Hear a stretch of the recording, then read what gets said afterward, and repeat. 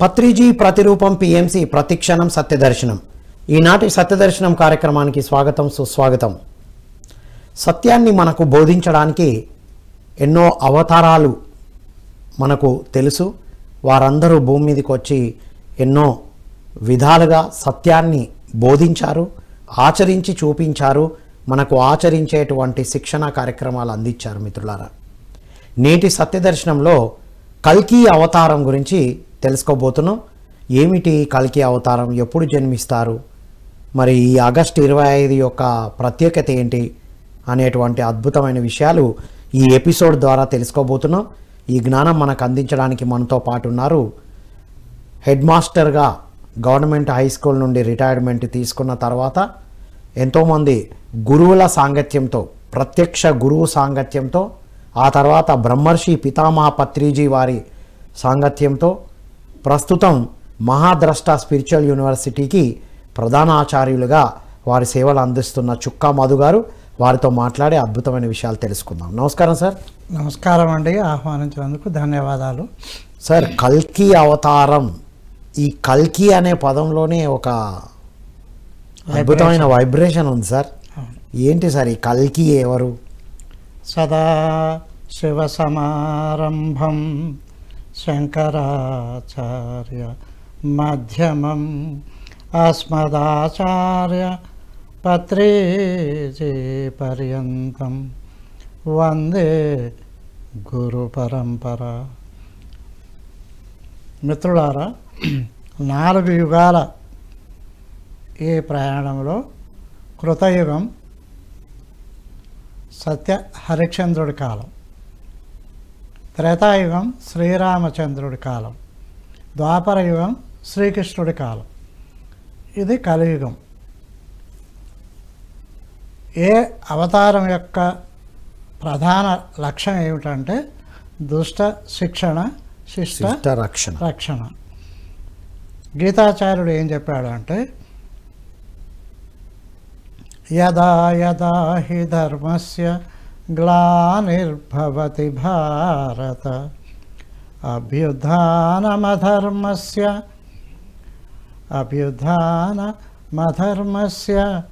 సంభవామి యుగే యుగే అన్నారు ఆయన. ఎప్పుడైతే అధర్మం పెచ్చు పెరిగి ధర్మం క్షీణిస్తుందో అప్పుడప్పుడు నేను అవతరిస్తాను. అవతరించుట అంటే అవరోహణం, దిగడం, ఉన్నత లోకాల నుంచి ఈ భూలోకానికి దిగడం. అలా మనం ఇప్పుడు 10 అవతారాల గురించి అందరికీ తెలుసు. కానీ ప్రతి గురువు కూడా ఒక అవతారమే, ప్రతి గురువు ఒక అవతారమే అని మనం గ్రహించాలి. ప్రత్యేకంగా అవతారాలని చెప్పేదంతా దుష్ట శిక్షణ చేసిన వారిదే లెక్కేసుకున్నాం. కానీ ధర్మాన్ని ఉద్ధరించిన వారిని, ధ్యానం జ్ఞానం బోధించిన వారిని అవతారాలుగా మనం గుర్తించలేము. క్యాలిక్యులేషన్లో లేదు. కానీ చేయవలసిన కార్యక్రమం గురువులే చేస్తున్నారు. ఇప్పుడు రాముడు వచ్చాడు, రావణాసురుని లేపేశాడు. మనం తెలుసుకోవాల్సింది ఏంటంటే, ఈ చివరి యుగం కలియుగం అనే పేరు. ఆదిలో కలి, అంతములో కలికి అవతారం. గుర్తుపెట్టుకో, కలికి 2 ఉన్నాయా? అవును కదా. ఆదిలో కలి పురుషుడు ఈ యుగానికి లీడర్. ఆయనది ఈ యుగం. మనకు తెలుసు, ధర్మరాజు పట్టాభిషేకం అయ్యాడు. తర్వాత అన్నదమ్ములతో కలిసి, భార్యతో కలిసి స్వర్గారోహణ వెళ్ళే ముందు ఆయన తన మనవడు అంటే అభిమన్యుడు కొడుకు పరీక్షణ్ మహారాజుని పట్టాభిషేకం చేసి వెళ్ళిపోయారు. ఏ రోజైతే పరీక్షణ్ మహారాజు పరిపాలన ప్రారంభించాడో చాలా ధర్మబద్ధంగా, ఎందుకంటే ఆయన ధర్మరాజు మనవడు. మరి అప్పుడు కలిపురుషుడు వచ్చాడు. వచ్చి, స్వామి ఇది నా యుగము, నేను మీ రాజ్యంలో ప్రవేశిస్తా అని అన్నాడు. అంటే పరీక్షణ్ మహారాజు ఒప్పుకోలేదు. ఏమరా బాబు, నేను ఎవరనుకున్నావు? నేను ధర్మరాజు మనవుల్ని, ఇక్కడ ధర్మం నిలబెట్టడానికే నేను ఈ కిరీటం పెట్టుకున్నా, నీకెందుకు అనుమతిస్తాను అని ఆయన పర్మిషన్ ఇవ్వలేదు. అప్పుడు కలి అంటే పాపం, పాపం. కలి అంటే చీకటి, ఆహా. కలి అంటే అజ్ఞానం. అంటే ఆ కలి ఎందుకు వచ్చాడు మరి?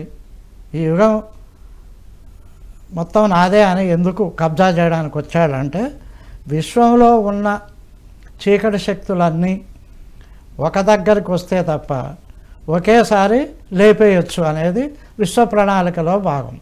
ఓకే. మనము కలి పురుషుడు చెడ్డవాడు అనే భావన ఉన్నది మనలో.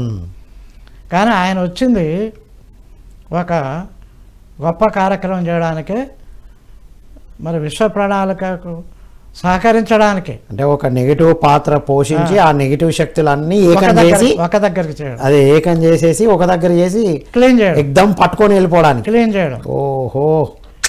ఇది భూలోకము ఒక అద్భుతమైన ప్లేస్ అన్నమాట. అంటే జ్ఞానశక్తులు లేదా దైవశక్తులు భూలోకంలో ఎలా అవతరిస్తాయో అలాగే చీకటి శక్తులకు కూడా ఇది పుట్టినిల్లు. ఎస్. అందుకనే కలి వచ్చి ఏం చేశాడు, విశ్వంలో ఉన్న చీకటి శక్తులన్నిటినీ ఒక దగ్గరికి తేవడానికి ఆయన నేను ప్రవేశిస్తానని అనుమతి కోరాడు. అప్పుడు పరీక్షణ్ మహారాజు ఒప్పుకోలేదు. అప్పుడు ఆయన ఏమన్నాడంటే, సరే రాజ్యం అంతా మీరేమి నాకు అనుమతి ఇవ్వకుండా ఏం లేదు, 5 ప్లేసులలో ఇస్తే చాలు, ఎందుకంటే బ్రహ్మదేవుడే నాకు పర్మిషన్ ఇచ్చాడు వెళ్ళమని కిందికి. మీరెవరు ఆపడానికి అంటే, అప్పుడు పరీక్షణ్ మహారాజు సరే బ్రహ్మే అనుమతి ఇచ్చాడు, ఇక ఆగే పరిస్థితి లేదు అని, సరే ఏ 5 ప్లేసులు కోరుకుంటావో కోరుకో అన్నాడు. ఆయన మద్యం, మగువ, మాంసం, మద్యం, మగువ, మాంసం, జూదం, బంగారం. బంగారం. ఓహో. సంపద. ధనం అనుకోవాలి ఇప్పుడు మనం. అప్పుడు ఆయన బంగారం అన్నాడు. పరీక్షణ్ మహారాజు ఏమి పెద్ద ఆలోచించలేదు, 5 ప్లేసులే కదా ఇస్తే పోలే అనుకొని ఆయన పర్మిటెడ్ అన్నాడు, ఇచ్చేసాడు. ఇది అంతటా ఉన్నదాన్ని తర్వాత అర్థమైంది. అదే ఇప్పుడు ఏమైందంటే, ఎప్పుడైతే ఆయన అనుమతి ఇచ్చాడో మొట్టమొదటి ఆయన నెత్తి మీద కూర్చోడు కలి. మర్చిపోయాడు ఆయన పెట్టుకున్న కిరీటం బంగారం. ఓహో. ఇప్పుడు కలి ఎక్కడ ప్రవేశించిండు? బంగారం మీద. అంటే పరీక్షణ్ మహారాజులోకే ప్రవేశించేసరికి కలి లక్షణం ఎలా ఉంటుందంటే, బుద్ధి పోయి వక్ర బుద్ధి వస్తుంది. బుద్ధి పోయి వక్ర బుద్ధి. ఇప్పుడు ఆ రోజు సభలో పరీక్షణ్ మహారాజు, మనమందరం ఇది తెలుసుకోవాలి మిత్రులారా, పెద్దలు చెప్తా ఉంటారు, ఎందుకు వినరు అని అందరు అంటుంటారు, చెప్తే ఎందుకు వినరు అని. ఇప్పుడు అదే ప్రశ్న వేశాడు పరీక్షణ్ మహారాజు. భీష్ముడు, కృపాచార్యుడు, ద్రోణాచార్యుడు, వ్యాస భగవానుడు, విదురుడు, ఇలా బోలెడంతమంది పెద్దలు ఉన్నారు, జ్ఞానులు ఉన్నారు. ఆ కౌరవులకు ఎందుకు చెప్పలేదు? ఒక్క మాట కూడా. మహాభారత యుద్ధం ఎందుకు జరిగింది? కోట్ల మంది నశించారు కదా, ఆ యుద్ధాన్ని ఆపలేకపోయారా అంటే, అప్పుడు విదురుడు అన్నాడు, చెప్పారా బాబు, ఎవడో వినలేదు అంటే, చెప్పితే ఎందుకు వినడు అంటాడు ఈయన. వక్రబుద్ధి. అతనేమో చెప్పారు, ఎవరు వినలేదు. కృష్ణ పరమాత్మ కూడా చెప్పాడు, వ్యాసుల వారు చెప్పారు, ఆ కౌరవు వినలేదు, పెడచెవిన పెట్టారు. 5 ఊళ్ళన్నా ఏమని అడిగారు కదా. అప్పుడు పరీక్షణ్ మహారాజు మళ్ళీ అదే ప్రశ్న రిపీట్ చేస్తున్నాడు, చెప్పితే ఎందుకినారు, చెప్పితే ఎందుకినారు. వక్రబుద్ధి వచ్చేసింది ఆయన. కలి ప్రవేశించింది కదా. మంత్రివర్యులు చెబుతున్నది బుర్రకెక్కించుకుంటలేదు, చెబితే ఎందుకినారు అని ఎదురేస్తున్నాడు. అప్పుడు ఒక పండితుడు లేచి, మహారాజా నేను ఇప్పుడు చెప్తున్నాను, మీరు వింటారా అన్నాడు. ఓఫో. మరి అంతే కదా అంటే, చెప్పు ఎందుకినాను అంటే, ఏం లేదు, ఇప్పుడు ఈ సభలోకి ఒక పంచకళ్యాణ గుర్రం వస్తుంది. గుర్రం పంచకళ్యాణి అంటే గుర్రాలలో మేలు జాతి, దాన్ని చూడగానే ఎక్కబుద్ధి అవుతుంది. ఇప్పుడు మీకు ఎమ్మటే ఎక్కబుద్ధి అవుతుంది, ఎక్కకూడదు. ఎక్కినా సరే సవారి కొట్టకూడదు, కొట్టినా సరే నగరం దాటొద్దు. ఓ బాబు. నేను ఇప్పుడు చెప్పాను జరగబోయేది, ఉమ్. మీరు వినండి అన్నాడు ఆయన. అంతే. వింటాడా? కలి ప్రవేశించండి కదా, ఆల్రెడీ ప్రవేశించి. అది వచ్చినప్పుడు చూద్దామని అనుకోని ఇలా చూసరికి వచ్చింది.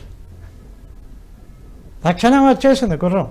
రాగానే చూశాడు, ఎక్కబుద్ధి అవుతుంది, ఎక్కొద్దు అన్నాడుగా అని ఒక క్షణం ఎక్కిన సవారి కొట్టొద్దు అన్నాడు కదా అని ఎక్కిండు.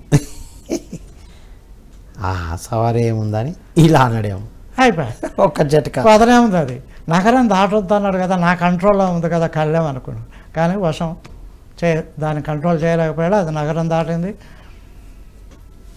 ఉమ్. సాయంత్రం వరకు అది ఉరుకుతూనే ఉంది, ఆగిందే లేదు. సాయంత్రం 4 అయింది. ఈయన దాహం వేస్తుంది, ఆకలి వేస్తుంది, అలసిపోయాడు. అప్పుడు ఆగింది అది. అప్పుడు దిగాడు. దిగి అటు ఇటు చూశాడు, దాహం అని. అక్కడ ఒక పర్ణశాల కనిపించింది. వెళ్ళాడు. అక్కడ కుండ, దాని మీద మూత, తాగడానికి ఒక లోట అన్నీ ఉన్నాయి. కానీ రాజు కదా, అహంకారం కదా, ఎవడా అక్కడ నాకు నీళ్ళు తెచ్చేయండి అని గద్దించాడు.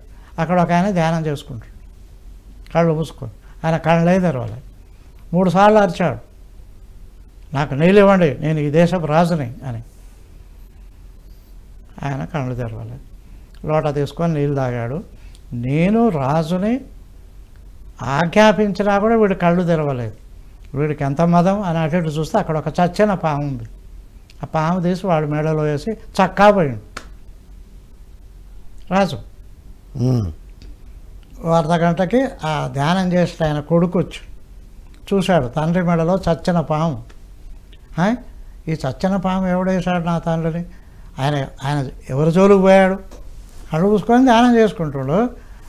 ఆ పాము వేసిన వాడికి మదం అహంకారం బాగున్నట్టుంది. ఎవడైతే ఈ పని చేశాడో వాడు వారం రోజుల లోపల సర్పం కాటుతో చావుగాక అన్నాడు. ఓ శాపం ఇచ్చేసింది. చెప్తే విన్నావా? ఆయన ఇంటికి పోయాడు మంచిగా, ఏం తెలియదు ఇక్కడ జరిగింది. ఇప్పుడు కొడుకు యొక్క ఈ గట్టి మాటకి తండ్రికి ధ్యానభంగమై కళ్ళు తెరిచి చూశాడు. ఏంద్రా బాబు ఎవరిని శపిస్తున్నావు అని అంటే, చూడు నేను మెడలో చూసుకో, చచ్చిన పాము వేసిపోయాడు ఎవడో కొవ్వెక్కి అంటుండు కొడుకు. ఆయన చూసుకున్నాడు. సరే వేసాడు, వేస్తే ఏమి నష్టం మనకి? నువ్వు ధ్యానివి, జ్ఞానివి, నీకు నేను నేర్పింది ఇదేనా? వాడు మూర్ఖుడే ఎవడో చిన్న పని చేస్తే నువ్వెందుకు శపించావు? నీకు అసలు కోపం ఎందుకు వచ్చింది అంటుండు తండ్రి. ఆయన కళ్ళు చూసుకొని చూశాడు, ఈ శాపం ఎవడికి పోయిందని. దేశవేళ రాజుకే పోయింది. అప్పుడు ఆయన, అయ్యో నువ్వు చాలా తప్పు చేశావురా, ఈ దేశాన్ని రక్షించే రాజుకే నువ్వు శపించావు. ఆయన రక్షణ వల్ల మనం హాయిగా ఉన్నాము ఈ అడవిలో, మునులు ఆశ్రమాలు కట్టుకొని. నువ్వు వెంటనే పోయి ఆయనకి ఈ విషయం చెప్పు, తనను తాను కాపాడుకోవడానికి ఏమైనా చేసుకుంటాడు ఆయన అంటే. మరునాడు ఈ ముని బాలకుడు వెళ్ళి చెప్పాడు. చెప్పగానే రాజు నమ్మలేకపోయాడు ఆ విషయాలు. ఇప్పుడు ఎవరైతే ముందు నేను చెప్పితే వింటావా అన్నాడు, అది ఆ గురువుగారు లేచి, రాజా నేను నిన్ననే చెప్పాను కదా, చెప్పితే ఎందుకు వినరు అన్నావు కదా, ఇప్పుడు నువ్వు వినక ఎలాంటి గతి తెచ్చుకున్నావో ఆలోచించుకో అంటే అప్పుడు తలకాయ పట్టు. అప్పుడు తలకాయ పట్టుకుంటే ఏమొస్తుంది? కథ చాలా ఉంది తర్వాత, అది వేరే విషయం. ఇక్కడ ఏమిటి? కలి ప్రవేశిస్తే వక్రబుద్ధి స్టార్ట్ అవుతుంది. ఎంత ధర్మాత్ముడైనా సరే అధర్మం వైపే వెళ్తారు. సత్యం అసత్యంగా ప్రచారం అయింది. అంటే సత్యము తెలిసి కూడా ఆచరించరు. అదే కదా. అందుకనే ఇక్కడ కలిపురుషుడిని చెడ్డగా అనుకునే ఈ కలియుగ మానవులకి ఒక వరం ఇచ్చాడు ఆయన, కలిపురుషుడు. ఏమంటే ఇతరులకి నీవు మేలు చేయవలసిన అవసరం లేదు. మేలు చేస్తా అనుకున్నా పుణ్యం దొరుకుతుంది నీకు కలియుగంలో. ఓ మేలు చేస్తా అనుకుంటే చాలు. మేలు చేస్తా నేను ఎవరికైనా, సర్వే జన సుఖినో భవంతు అనుకుంటే చాలు. అనుకున్నా చాలు, ఫలితం దక్కుతుంది. నువ్వు 1000 రూపాయలు 1,00,000 రూపాయలు దానం చేయాల్సిన అవసరం లేదు, అన్నదానాలు చేయాల్సిన అవసరం లేదు. అంత వరం ఇచ్చాడు ఆయన, కానీ మనకేం తెలియదు. అందుకే అనుకోండి అని చెప్తున్నప్పుడు మనం పాజిటివ్గా అనుకోండి. నేను బాగుండాలి, అందరూ బాగుండాలి. భూమాత బాగుండాలి, పంచభూతాలు బాగుండాలి, వృక్షరాజ్యం బాగుండాలి, జంతురాజ్యం బాగుండాలి, ఖనిజరాజ్యం బాగుండాలి అనుకోండి కనీసం అలా నేర్పాల్సి వస్తుంది ఇప్పటి మానవులకి. కాబట్టి మిత్రులారా, కలి అంటే నెగటివ్ ఎనర్జీ, అజ్ఞానం, అధర్మం. ఇప్పుడు ఈ నెగటివ్ ఎనర్జీ అంతా ఒక దగ్గరకు వచ్చింది. ఇప్పుడు అవతారం యొక్క లక్ష్యం ఏంది? రాక్షస సంహారం. ఇప్పుడు మళ్ళీ ఒకసారి రామాయణానికి పోదాం. కైకకి వరాలు ఇచ్చాడు ఎవరు? దశరథ మహారాజు. ఎందుకు ఇచ్చాడు? ఎప్పుడు ఇచ్చాడు? దేవదానవ యుద్ధంలో ఇచ్చాడు. దేవదానవ యుద్ధంలో యుద్ధం జరిగేటప్పుడు అంటే దానవులు ఓ పక్క, దేవతలు ఒక పక్క ఉన్నప్పుడు దేవతలు దశరథ మహారాజు సహాయం కోరారు. అప్పుడు ఈయన దేవలోకం పోయి దేవతల పక్షాన్ని యుద్ధం చేశాడు. చేస్తున్నప్పుడు గాయపడ్డాడు. గాయపడ్డప్పుడు కైక రక్షించింది ఆయన, యుద్ధరంగం నుంచి బయటికి తీసుకొచ్చింది భర్తని. అప్పుడు వరాలు ఇచ్చాడు ఆయన. అంటే అక్కడ ఏంది? దేవతలు ఒక జాతి, దానవులు ఒక జాతి. అంటే రెండు జాతుల మధ్య యుద్ధం జరిగింది. దానవులు అంటే చీకటి శక్తులు. ఇప్పుడు తర్వాత కాలంలో మహాభారత యుద్ధం జరిగింది. ఇక్కడ ఎవరు? కౌరవ పాండవులు. ఎవరాళ్ళు? అన్నదమ్ములు, చిన్నాయన పెద్దనాయన పిల్లలు. అక్కడ జాతుల మధ్య జరిగితే ఇక్కడ అన్నదమ్ముల మధ్య, కుటుంబంలోనే అన్నదమ్ముల మధ్య జరిగింది. ఇక దాని తర్వాత రామరావణ యుద్ధం చూసినట్లయితే రావణాసురుడిది లంక, రాముడిది అయోధ్య. రెండు రాజ్యాల మధ్య. ఓహో. అంటే చీకటి శక్తుల్ని వస్తూ ఉంటే వాళ్ళు ఎక్కడికి వచ్చారు? మన ఇంటి దాకా వచ్చారు. లోకాలు, దేవలోకం, రాక్షస లోకం, లోకాలు పోయినవి, రాజ్యాలు పోయినవి, ఈ కుటుంబంలోకి వచ్చారు, అన్నదమ్ముల మధ్యన పెట్టారు ఈ చీకటి శక్తులు. ఇప్పుడు ఏడుకొచ్చారంటే ఒంట్లోకి వచ్చారు, కంప్లీట్ వ్యక్తిలో.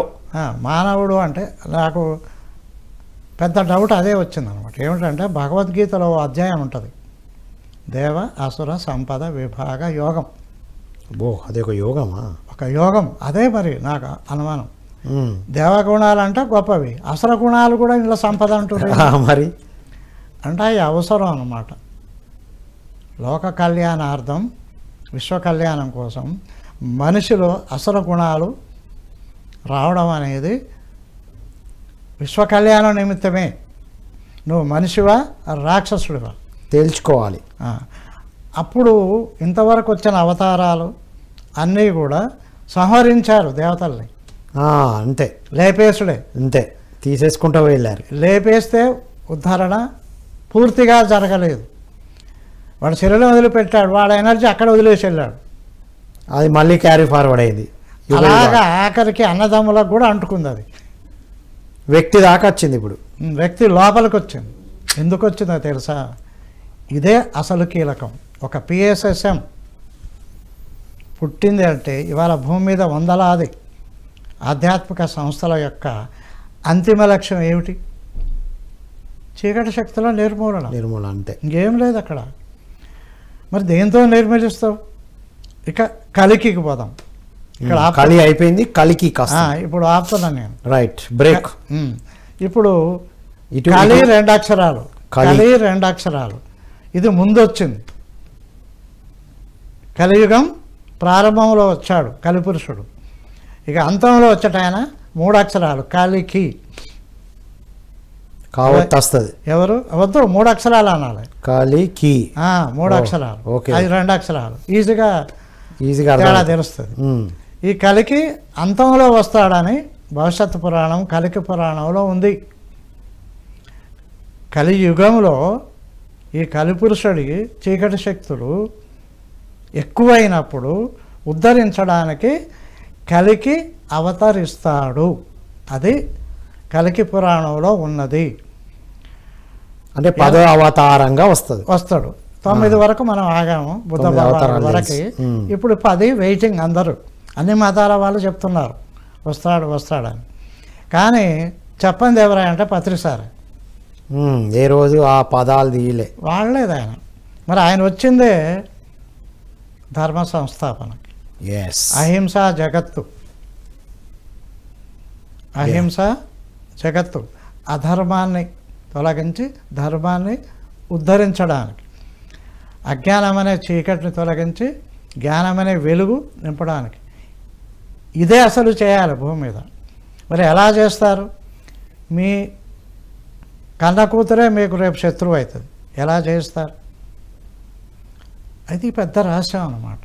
మనిషిలో అసలు గుణాలు ఎందుకు పెట్టారు అనేది ఒక పెద్ద ప్రశ్న. మేక గుణమే, పులి గుణమే. ఏం మారుతుంది? అది బలుస్తుంది, ఎత్తు అవుతుంది. గుణం ఒకటే, కానీ మనిషి అలా కాదే, ఎన్ని రకరకాలుగా ఉంటాడు.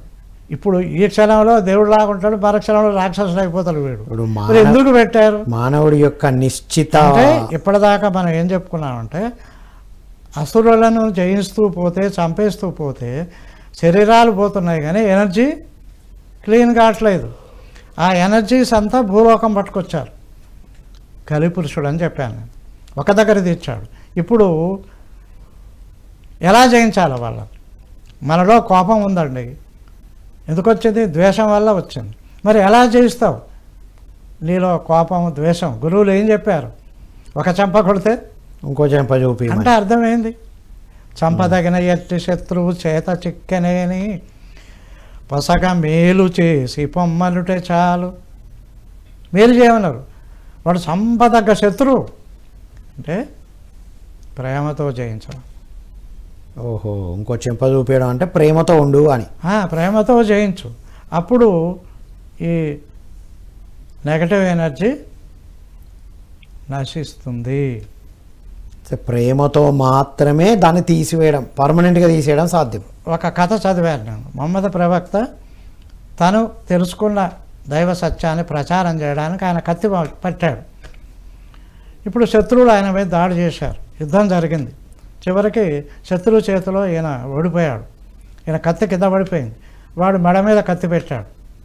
వాడు ఏమన్నాడంటే, ఒరేయ్, ఇప్పుడు నిన్ను ఎవరు కాపాడతారా? నువ్వు ఇన్ని రోజులు అల్లా అల్లా అన్నావు కదా, ఇప్పుడు అల్లా వచ్చి నిన్ను కాపాడతారా అంటే, కాపాడుతాడు, ఆయన ఉన్నాడు, నేను ఆయన నమ్ముకున్నోని ఆయన ఎప్పుడు నిరాశపరచడు. నేను దైవశక్తిని నమ్ముకున్నాను, అది అంతటా ఉంది, ఏ క్షణమైనా నన్ను రక్షిస్తుంది అన్నాడు. ఎప్పుడైతే ఈయన అంత కాన్ఫిడెంట్గా దైవ శక్తి ఉంది, అది రక్షిస్తుందని అన్నాడు, వాడు బిత్తరపోయాడు. వాడు నమ్మలేదు ఆ మాటలు. కత్తి జారిపోయింది. ఆ కత్తి ఈయన చేతిలోకి వచ్చింది. అంటే ఇక్కడ ఏంది? తన నమ్మకం. తర్వాత అంత చంపదగిన శత్రువు చిక్కినప్పుడు కూడా ప్రవక్త గారు క్షమిస్తాడు.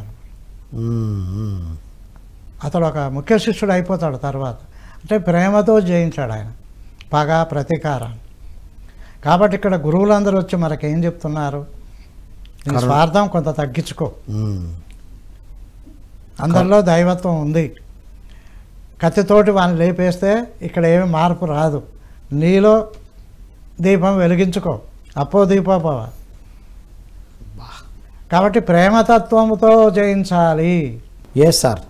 ధర్మస్థాపన, చీకటి శక్తులు వెళ్ళాలంటే, వ్యక్తిలో ప్రవేశించిన ఆ చీకటి వెళ్ళాలి అంటే శాకాహారము, ధ్యానము, పిరమిడ్ శక్తి, ప్రేమతత్వంతో ఉండడం అన్నారు. మరి కలికి ఎప్పుడు జన్మిస్తారో? ఆల్రెడీ జన్మించారా? శంబల తెలుసు కదా మీకు? శంబాల. ప్రతి యుగాంతం జరిగినప్పుడు ఎవరైతే మిగిలిపోతారో వారే శంబల ప్రభువులు. ఆ మిగిలిన మహర్షులే. ఇంకా మనకు చిరంజీవులని మనం వింటుంటాం కదా, హనుమంతుడు, అశ్వత్థామ, కృపాచార్యుడు, వ్యాస భగవానుడు, వీళ్ళంతా చిరంజీవులు. వీరు కాకుండా ఎవరైతే ఆ యుగాంతంలో హిమాలయాల్లో ధ్యానం చేసుకుంటూ ఉంటారో వాళ్ళదొక గ్రూప్. ఆ గ్రూప్ యొక్క హెడ్ క్వార్టరే శంబల. హిమాలయాల్లో చాలా రహస్యంగా ఉంటుంది, కంటికి కనిపించదు. కానీ ఈ కలియుగంలో కూడా ఆ శంబల్ని చూసిన వారు ఉన్నారు. అంటే ఇప్పుడు సార్ అక్కడ ఉన్నదంతా సశరీరంతో ఉన్నారా? హాస్టల్. సశరీరంగా ఉన్నారు. మహాయోగులు వాళ్ళు, అంటే కాంతి శరీరదారులు. ఓ కాంతి శరీరదారులు. అది మరొకసారి చెప్పుకుందాము. ఆ శంబలలో పుడతాడు కలికి అవతారం. ఆ శంబలలో పుడతాడు కాదు, వైశాఖ శుద్ధ ద్వాదశి రోజు పుట్టాడు. ఆల్రెడీ పుట్టాడు. ఇప్పుడు ఒక 40 years జననం అయిపోయింది. ఆయన అక్కడ. ఆయనకు విద్య నేర్పడానికి పరశురాముడు ఇచ్చారు బాధ్యత.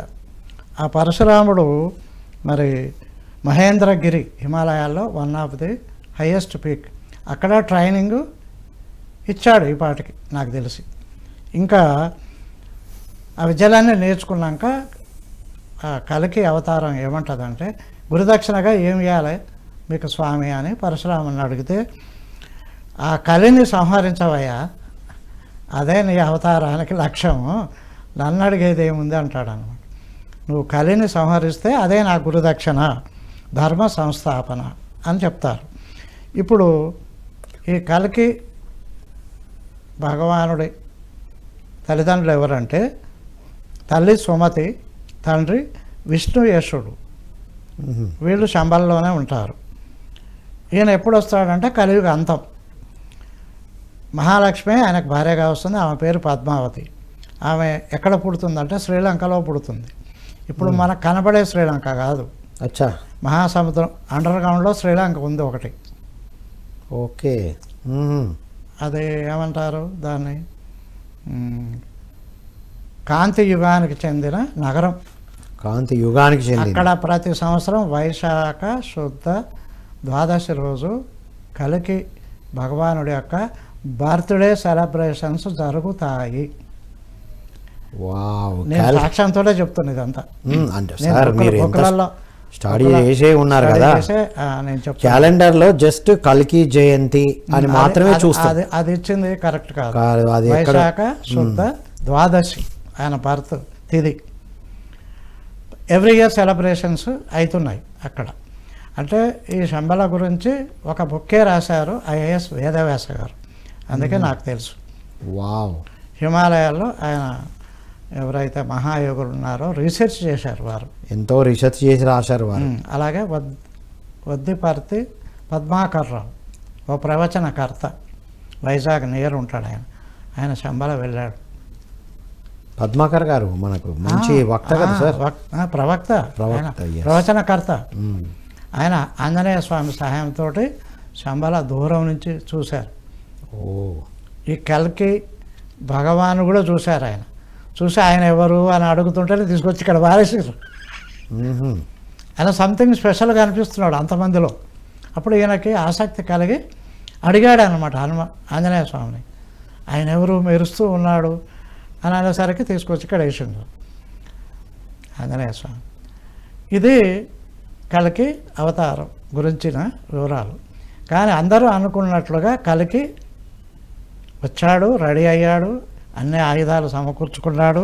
ఓ తెల్ల గుర్రం, ఆ గరుత్మంతుడే తెల్ల గుర్రం అయిండు, ఒక భారీ ఖడ్గం, మరి ఆయనకి గైడ్ చేయడానికి ఒక చిలక, డైరెక్షన్ జిపిఎస్ అన్నట్టు, జిపిఎస్, ఇవన్నిటితో ఆయన రెడీగా ఉన్నాడు. కానీ ఆయన వస్తాడని గ్యారంటీగా చెప్పలేము. అయిపోయింది ఆయన పీరియడ్. ఎందుకంటే పత్రిజీ సార్ వచ్చారు. అంటే కలికి అవతారం యొక్క ఆవశ్యకత లేదు, ఎందుకంటే ఇదన్నీ చీకటిని మొత్తం వ్యక్తిలోని చీకటిని పారద్రోలే ఆయన చెప్పాడు. ఎవరు భగవాన్ సత్యసాయి చెప్పాడు అద్భుతంగా. కడతాల్ ఊళ్ళో బ్రహ్మర్షి పితామహ పత్రిజీ పిరమిడ్ కట్టి ప్రారంభం రోజు అందరికీ ఆహ్వానం ఎవరి పేరు మీదో వెళ్ళిందో తెలుసా మీకు?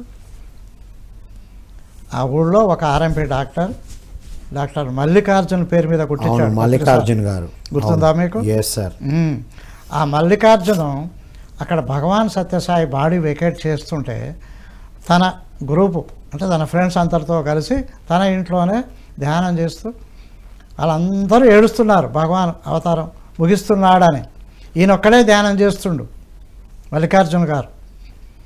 అప్పుడు మల్లికార్జున గారికి భగవాన్ సత్యసాయి దర్శనం ఇచ్చారు. ఇచ్చి చెప్పారు, ఒరే ఎందుకురా ఏడుస్తున్నావు, నేను వచ్చిన పని అయిపోయింది, 70 ఏళ్ళు ఉందాం అనుకున్నా, మీ శ్రద్ధకి 80 ఏళ్ళు ఉన్నా, ఇక నా పని అయిపోయింది, నా బదులుగా ధర్మ సంస్థాపన కోసము ఒక యుగ పురుషుడు అవతరించాడు అని చెప్పాడు ఆయన. ఎవరు స్వామి అని అడిగిన ధ్యానంలోనే. అప్పుడు పత్రిసారిని చూపించాడు. ఈయన ధ్యానం అనే ఒక వజ్రాయుధం, అహింస అనే ఒక సుదర్శన చక్రం పట్టుకొని దిగిండ్రా అని చెప్పి, ఇది డాక్టర్ మల్లికార్జున గారు రాసిన పర్తి టు పత్రి అనే పుస్తకంలో ఉంది. ఎస్ సార్, భలే గుర్తు చేశారు సార్. అక్కడ ఉంది. ఒకే స్టేజ్ ని పంచుకున్నాం సార్ మేము, ఒకే స్టేజ్ మీద కూర్చోబెట్టారు. అయితే స్టేజ్ మీద బుక్ రిలీజ్ చేయగానే నేను లైవ్ లో చూస్తున్నా ఇంటి దగ్గర. నేను స్టేజ్ ఎక్కువగా ప్రోగ్రాంలో అక్కడ పాల్గొనకపోయేది, జనంలో లైవ్ లో చూసేది. ఓకే, అది చూడగానే నా బామ్మరిది ఫోన్ కొట్టాను. మా బామ్మరిది ఈ మామిడి తోటలు పడతాడు కడతాల చుట్టూ, మల్లికార్జున క్లోజ్ ఫ్రెండ్.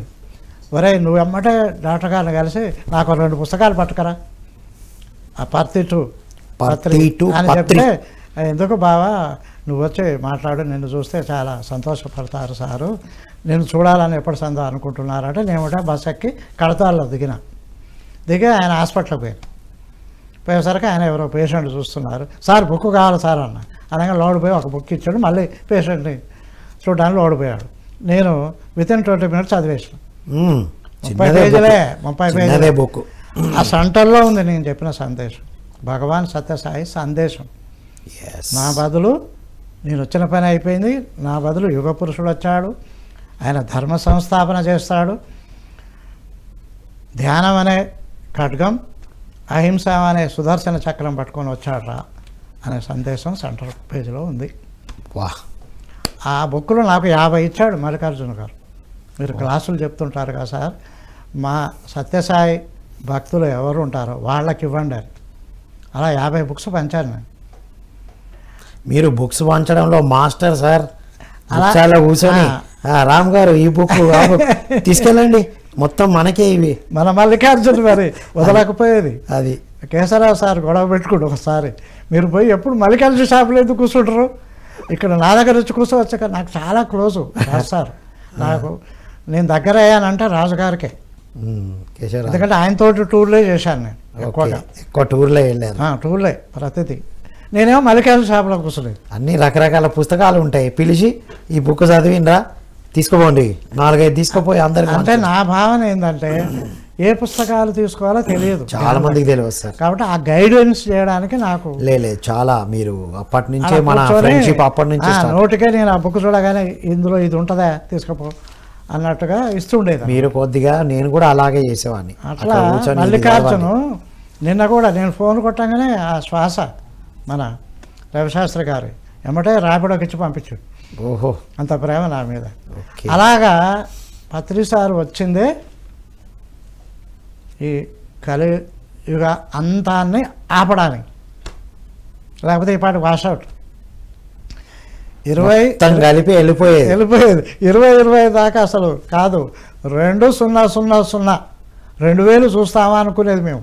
Y2K ఉండే కదా 80లో 90లో అసలు 200 అనేది చూస్తామా అనే సందర్భంలో సార్ 2006లో నన్ను కలిసిన తర్వాత ధ్యానం చెప్పాలి, చెప్పకపోతే ద్రోహం ఒకటే మాట చెప్పిండు నాకు సార్. మీకు భూమాత దింపుడు కళ్ళం ఆశలో ఉంది, దీన్ని ఉద్ధరించాలి, అందుకే మనం వచ్చాం అనేది సారు చెప్పిన 2 మాటలు పట్టుకొని 20 ఏళ్ళ సంది నేను 2006 నుండి ఇప్పుడు 2025లో ఉన్నారు సుమారు. కానీ సార్ ఎన్ని సత్యాలను మీరు చదివి బయటికి తీస్తున్నారు సార్ పత్రిజీ సాంగత్యంతో. అంతకుముందు మీరు గురు సాంగత్యం చేశారు, కానీ బోధించడం అనే మీ ఇష్టమైనది కంటిన్యూటీ నాకు ఎక్కడ హ్యాపీ అంటే ఆత్మానందం ఎందుకు నాకు బాగా వస్తుంది అంటే, అంతకుముందు బోధనే, ఇప్పుడు మీరు అన్నారు కదా ఈ 20 ఏళ్ళు బోధనే, గవర్నమెంట్ టీచర్గా ఉన్నారు, మళ్ళీ దాని కంటిన్యూషన్ ఆధ్యాత్మికాన్ని బోధిస్తున్నారు.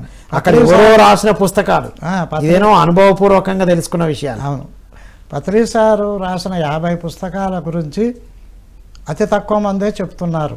సొల్లమాల మేడం అదే అన్నారు, మన శ్రీనివాసరెడ్డి గారు సారు పెద్ద బిడ్డ కూడా అదే అన్నారు. ఆయన ఆశయాల్ని ముందుకు తీసుకెళ్ళే వాళ్ళు కావాలంటే ముందు అవగాహన చేసేవాళ్ళు కావాలి, అవి అర్థం చేసుకొని ఆచరించి చెప్పేవాళ్ళు కావాలి. ఇప్పుడు ఏమైంది, పత్రి సార్ వచ్చి ఏం చెప్పారు, ధ్యానం చేయమన్నారు. ధ్యానం చేస్తే ఏమొస్తుంది, సెల్ఫ్ లవ్ వస్తుంది, ఆత్మ ప్రేమికులం అవుతాం. మన శ్వాస మీద మన ధ్యాస. తనను తాను ప్రేమించుకోని వాడు ఎవరిని ప్రేమించలేడు. అంటే ప్రేమ తనలో ప్రవేశిస్తే చీకటి ఎక్కడ ఉంటుంది సార్? అదే కదా, అలాగా ఆత్మ ప్రేమికుడే విశ్వ ప్రేమికుడు అవుతాడు. Wow wow, yes. Meditation leads to self love, self love leads to universal love, then you love all and serve all. ఇది సత్యసాయి చెప్పాడు, అందరినీ ప్రేమించు, అందరినీ సేవించు. తను బోధించారు, వీరు సాధన చేయించారు, సాధన చేయించారు, టూల్ ఇచ్చారు, మళ్ళీ శక్తిని ఇచ్చారు, ధ్యాన శక్తిని ఓపెన్ చేశారు, సరళీకృతం ఆధ్యాత్మిక అన్ని అవతారాలు చెప్పనిది పత్రిజీ అవతరించి చెప్పారు, అదే ధ్యానం. ఓ బుద్ధ భగవానుడు తర్వాత ఓ ప్రాంతానికి పరిమితం అయ్యాడు. బుద్ధిజం అనేది ప్రపంచవ్యాప్తం అయింది, నో డౌట్, కానీ ధ్యానం కాలేదు అక్కడ.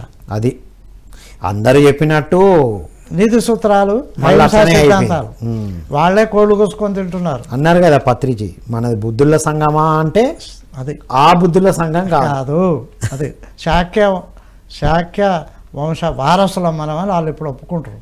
బుద్ధుడిది శాక్య వంశం. ఓ మనం అసలు సిసలైన ఎవరైతే ధ్యానం చెప్తారో, ఎవరైతే అహింసా వ్రతం పాటిస్తారో వారే నిజమైన బుద్ధుడి వారసులు. బుద్ధుడి నుంచి మనం ధ్యానం తీసుకున్నాం అన్నాడు సార్, అంతే. దాన్ని రీడిస్కవరీ చేసి, కాబట్టి అహింస అంటే గుడ్డుతో సహా శాకాహారిగా మారాలి మనం అని చెప్పడం పత్రి సారు, అది మామూలు దెబ్బ కాదు, అంటే మామూలు వాక్యం కాదు. చీకటి శక్తులను డైరెక్ట్ వేర్లతో సమూలంగా తీసివేసేటువంటి ఒక ప్రక్రియ. అంటే ఇప్పుడు పత్రిజీయే కలికి అవతారం. అజ్ఞానతిమిరాంధస్య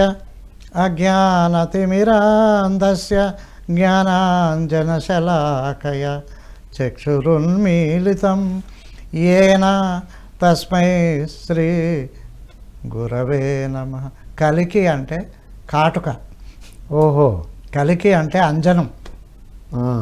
అజ్ఞాన తిమిరం, అజ్ఞానం అనే చీకటిని పోగొట్టే ఓ గురువా, ఎలా పోగొడతావు? కంటికి కాటుక పెట్టుకుంటాం, కంటికే తెలవదు, కాటుక తన మురికిని తీసేస్తుందని.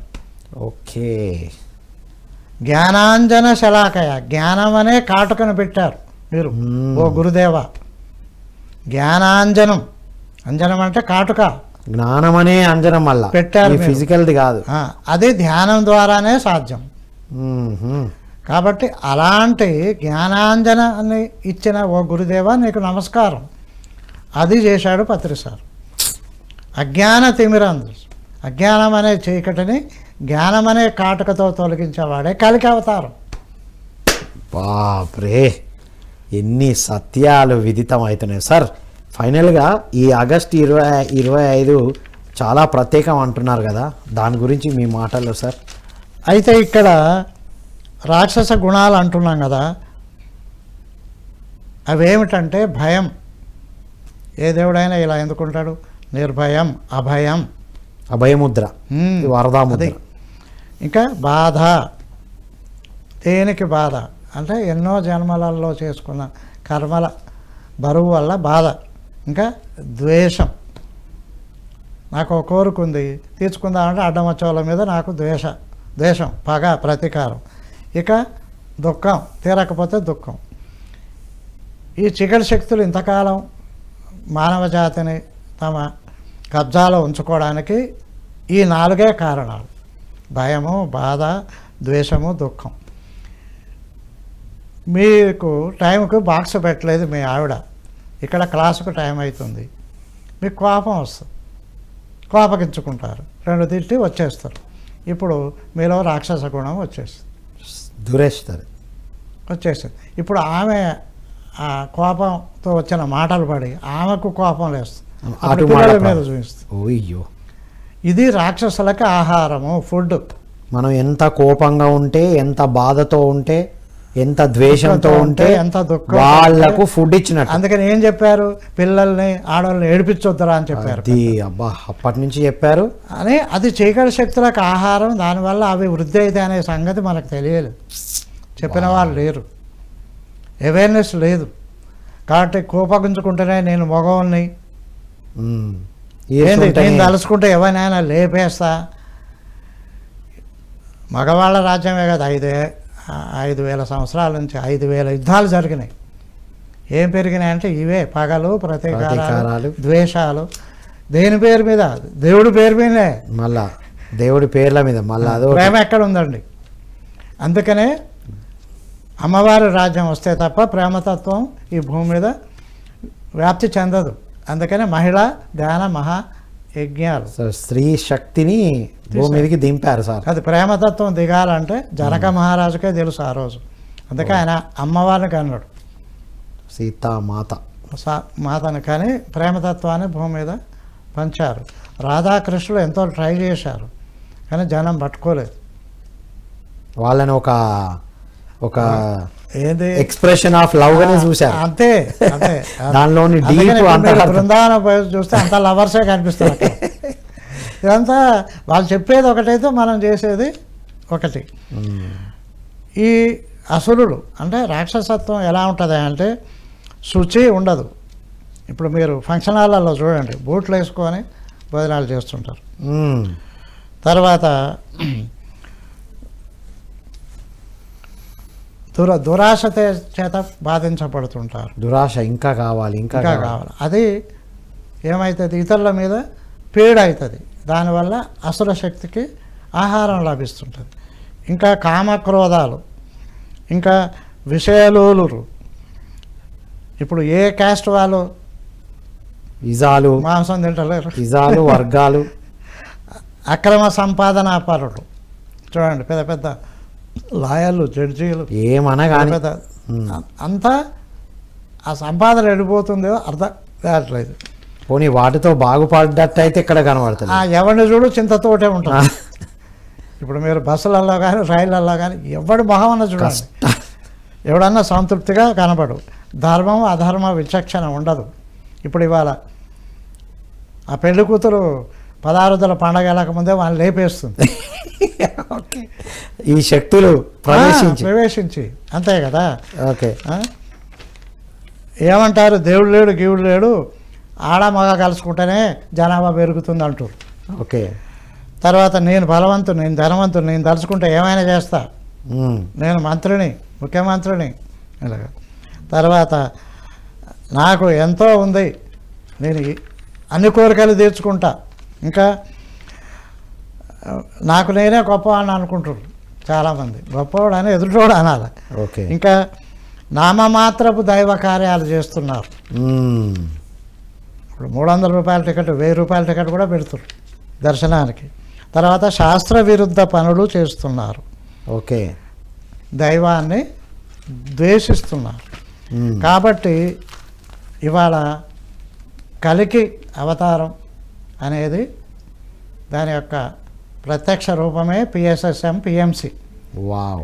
ఈ 2 సంస్థల ద్వారానే బ్రహ్మర్షి పితామహ పత్రిజీ ఏదో మామూలు గురువు కాదు, ఆయన ఈ కలియుగంలో ఉండిన చీకటి శక్తులని.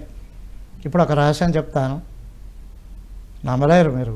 ఎక్కడెక్కడ సారు పెద్ద పెద్ద పిరమిడ్లు కట్టారో అండర్గ్రౌండ్లో దుష్టశక్తుల స్థావరమే అది. అంత పెద్ద పిరమిడ్ అందుకే వచ్చింది అక్కడ. ఆ కింద ఉన్న అండర్గ్రౌండ్లో ఉన్న దుష్టశక్తులు లేపేయడానికి ఆయన పైన అంత పెద్ద పిరమిడ్ శక్తిని వేశారు. మన చేత 54x54, 108x108 కట్టండి ఇక్కడ అని ఒక ఏలు పెట్టి ఎందుకు చూపించాడంటే, అలాగా మేము సాగర్కి 15 కిలోమీటర్ల యువతల తిరుమలనాథ పిరమిడ్ శక్తి క్షేత్రంలో 10 రోజుల క్లాసులు పెట్టినప్పుడు ధ్యానంలో స్పష్టంగా దుష్టశక్తులతో పోరాడి స్వర్ణలత మేడం, పత్రి సారు, ఆ తిరుమల నాథుడు, ఆయన ఒక యోగి, మరి నాగార్జునాచార్యుడు, ఈ నలుగురు ఆ దుష్టశక్తుల్ని పారదోలారు ఆ రోజు. వావ్. వాళ్ళు పోతూ పోతూ తిట్టుకుంటూ పోయారు. ఇక మేడం ఒక రహస్యం చెప్పారు. ఈ సిటీలో ఆమె కారులో తిరుగుతుంటే ప్రతి కాలేజీ పిల్లవాడు వెనక ఒక చీకటి శక్తి కూర్చొని ఉందట. అందుకే పిల్లవాళ్ళు కూడా ఇప్పుడు చూస్తున్నారు కదా. దేవదాస లేదు.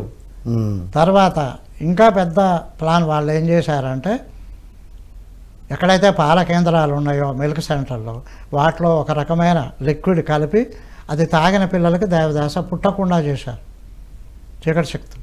అదృష్టం ఏంటంటే ఈ పాటికి అంతా నిర్మూలించబడ్డది. మిత్రులారా, మరొక రహస్యం చెప్తాను. 2020కే కలిపురుషుడు ఈ భూలోకం వదిలిపెట్టి వెళ్ళిపోయారు. ఉమ్. కలి యొక్క వచ్చిన పని అయిపోయింది. అయిపోయింది. ఆయన అది 2020కే ఎక్కువ మంది ధ్యానం చేయడం వల్ల, జంతు హింసను కరోనా మానుకోవడం వల్ల కాళీమాతే కరోనాగా వచ్చి ఉమ్, జనాలంతా ఇంట్లో కూర్చోబెట్టి ధ్యానం చేసుకోండిరా బాబా అని ఆ శంప ఈ శంప వాయించి. Wonderful sir. సో చివరగా మరి ఆగస్టు ప్రత్యేకత ఏమైనా ఉందా మీ ఇప్పుడు మెసేజ్? ఇప్పుడు రాబోయే మంచి ప్రశ్న వేశారు. సినిమా అంతా చూసాము. ఇప్పుడు క్లైమాక్స్ ఆఖరికి ఏముంటుంది? అంతే, క్లైమాక్స్ ఉంటుంది. క్లైమాక్స్ చాలా వరకు విలన్ని చంపడం ఉంటుంది. కానీ మనం ఈసారి విలన్ని ప్రేమతో జయించాం. ఓహో, ప్రేమతో జయించినాం. No fighting, no fight. Villain తో ఫైట్ లేదు, Fight లేదు. హగ్ తీసుకొని ఇటు కలుపుకోవడం. ఇప్పుడు నక్షత్ర మిత్రులు, నక్షత్ర లోకవాసులంతా మరి భారీగా అంతరిక్షంలో గ్రహాల మార్పిడి, మరి నూతన యుగ చక్రం స్టార్ట్ కాబోతుంది ఈ నెల నుంచే.